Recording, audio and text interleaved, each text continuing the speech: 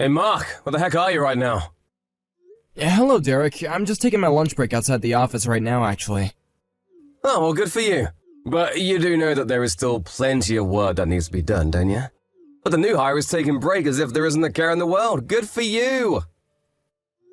I'm really sorry. Is there a problem with me doing this? Yeah, it's not just you, it's the whole dang world. Nobody has any common sense these days. Oh, by the way, that reminds me, you're married, right? Well, I have a fiancé who I'm marrying soon, but I'm not quite married yet. Why do you ask? I bet she's a real looker too, isn't she? You must have such a happy little family. But just how do you expect to be able to take care of him when there's still so much work to do? I suppose the only answer I can give you is that I'll work even harder than I am now, huh? There we go, that's the spirit, now you're getting it. So anyways, you're going to be working overtime tonight. Wait, what? Well, you just said that you wanted to work even harder than you are now, so I'm just giving you what you asked for. Yeah, I understand that, but I'm already working on a project right now, so I really don't think I need more work on top of that. You just said that you were going to work even harder than you are right now, didn't you? Well, if that's the case, then you need to take on a second project and work. I guess I see the point that you're making. But the only thing is that I was given this assignment by the head of our department, so I think he would really prefer if I focus on this for the time being. Oh, really? You got your work straight from the boss? Well, don't worry, I'll go to him and tell him that you're done with whatever it was he assigned you. Just send me the files and I'll present them to him and you can get started on your next assignment. Derek, please wait a minute. I really do have my hands full with what I'm working on right now, and I don't think it's in any shape to be turned in as of now. So you're just gonna go against the direct order from your superior? I guess I'll have to make sure everyone knows about this in time for your next performance review. And when that happens, well, I just can't imagine you having a very long future here with us. No, it isn't anything like that. I'm not trying to disobey you or anything. It's just that this project isn't really ready to be handed in, so I can't give it to you right now. Besides, I thought that we already talked about this earlier, right? I asked you to please not give me any overtime if possible. I promise that as soon as I'm finished with what I'm doing, though, I can assist you with whatever it is that you need. Oh, please, don't be such a baby. Everyone has to work a little overtime now and then. Just shut up and do as I say, got it? I have a date. I'm not gonna be late because of you. You wouldn't happen to be going out with that girl you ran into while going into that store you're always talking about, right? That's right. I guess news really does travel fast around here. Don't tell me that you're jealous or anything. Sorry, Derek, but aren't you married? Do you think your wife will be mad about you doing this?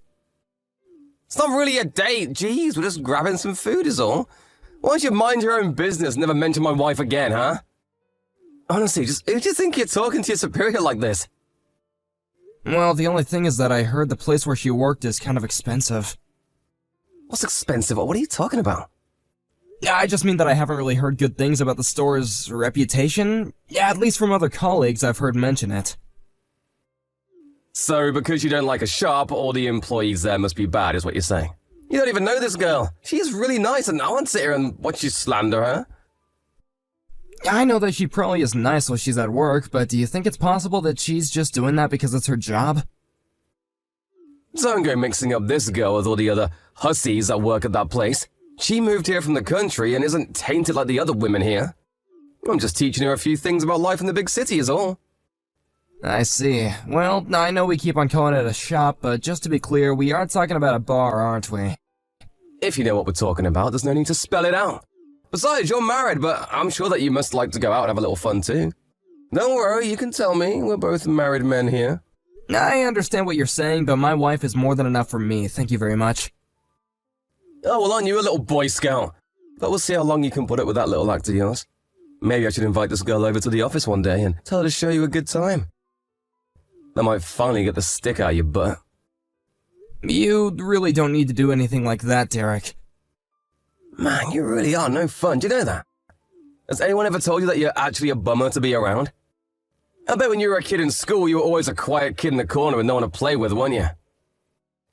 Derek, I'm really sorry, but can I please just eat my lunch and enjoy the rest of my break before it's over? Alright, fine, but I'll leave all the work I want you to do on your desk and I'll come around tomorrow to pick it all up. So, you want me to get whatever it is that you have for me done by today? Well, duh! I need all this work ready to be sent out by tomorrow, so just get it done. I'm sure a nerd like you will have no problem in doing it. But I already told you that I have other work I need to do. Listen, Mark. You've been going home at the same time every day since you started working here, right? All that tells me is that you really aren't giving your all to the company. A real dedicated employee would be doing much more overtime.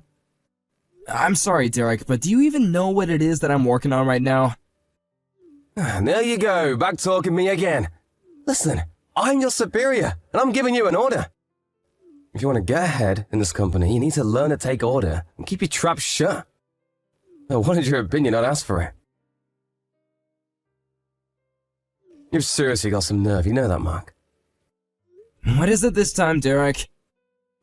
I mean that I was just called into our department head's office, and thanks to you, I wasn't able to go home in time. What happened when you went to talk to your boss?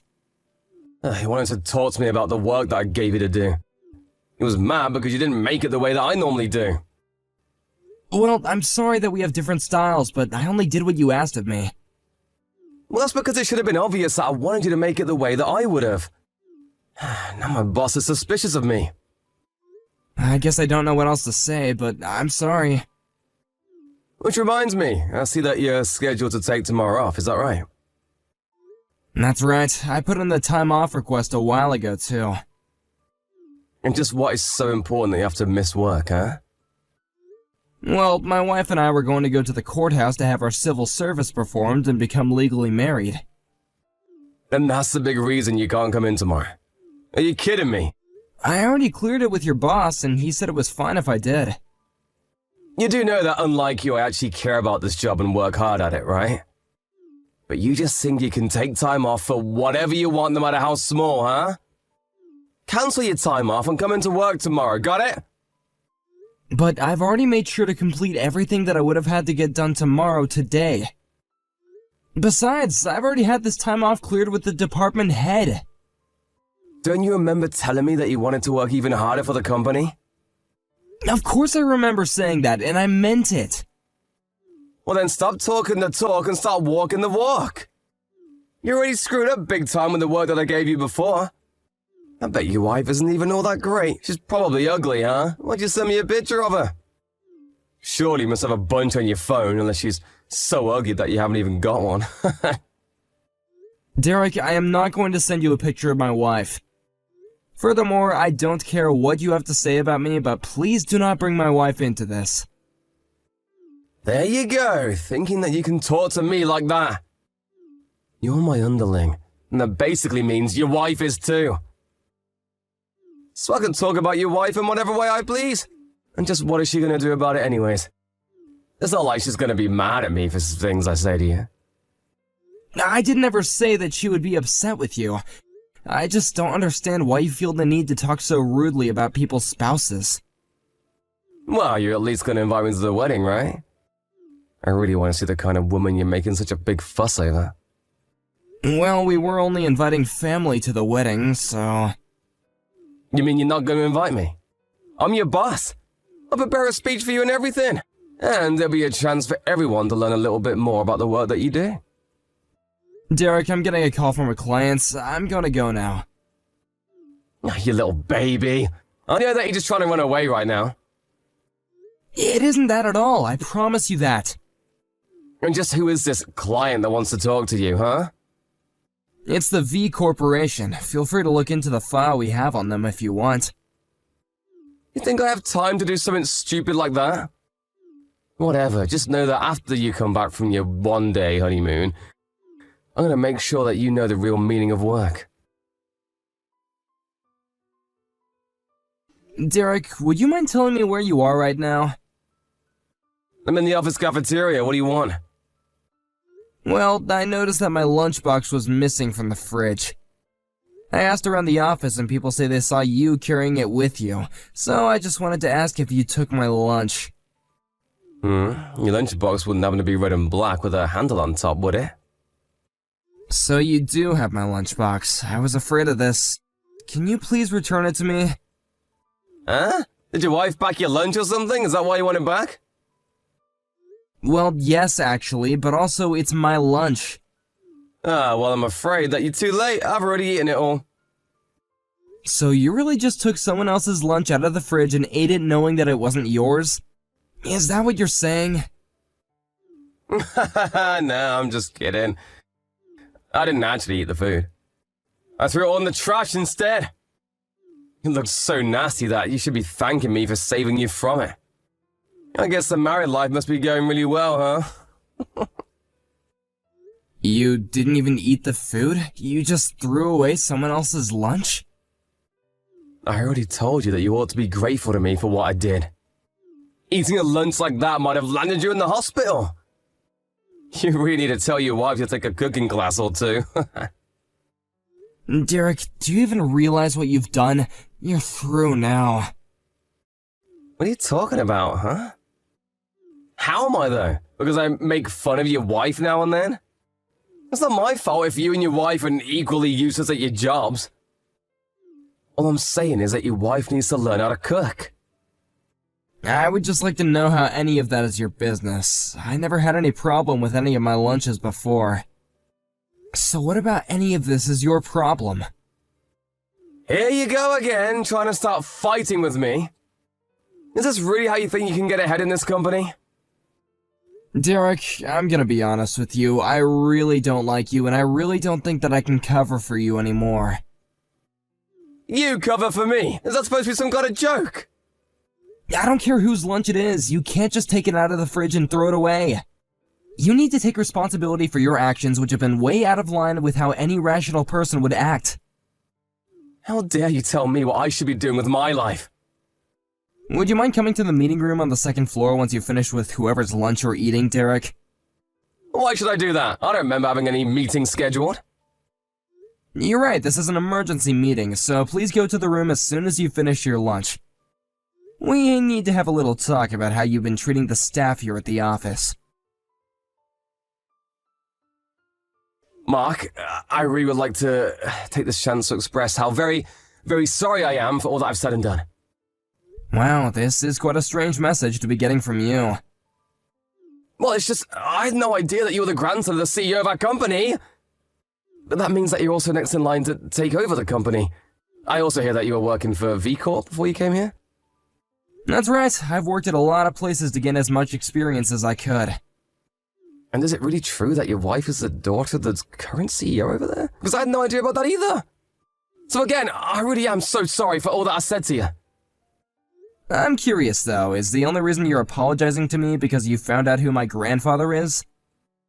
Well, I'm just trying to take accountability for my actions like you told me to. Oh, really? Because just a few hours ago, it seems like you had no intention of giving me any sort of apology. Yes, of course, but I've just been thinking a lot since our time in the meeting room.